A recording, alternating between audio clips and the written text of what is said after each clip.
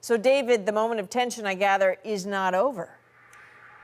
It certainly is not, Adrienne. As we speak to you from the helicopter deck here on HMCS Ottawa, there is a Chinese destroyer over there and over there, flanking both sides of this Canadian frigate as it journeys through the East China Sea.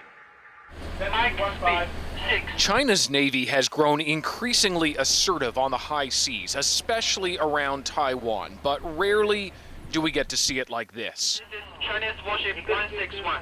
Keep a safe distance with me. We have exclusive access on this Canadian Navy vessel as it's conducting exercises with the U.S. and Japanese navies when this Chinese warship appears.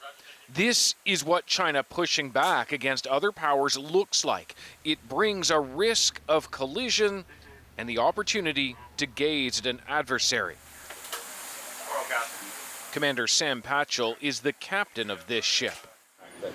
We're not even in the Taiwan Strait. We're not in contested waters, and there's a Chinese warship right there.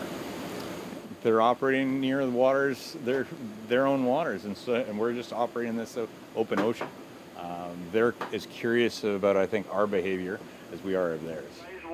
This one encounter is an example of how China is seeking greater influence and control of the waters around its neighbors, sending what is now the world's largest navy further from its shores, sometimes dangerously so, like this at-sea close call in June, when a Chinese warship cut off an American naval vessel crossing the Taiwan Strait. China is basically trying to exert the same types of controls that companies do over national waterways.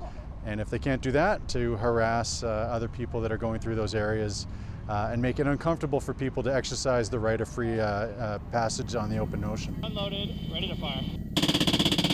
It means Canada's Navy may not expect a fight, but it is prepared for one.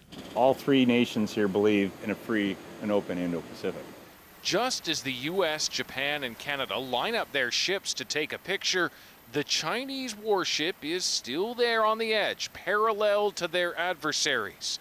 Then, following the Canadians on their onward journey, a shadow on the seas.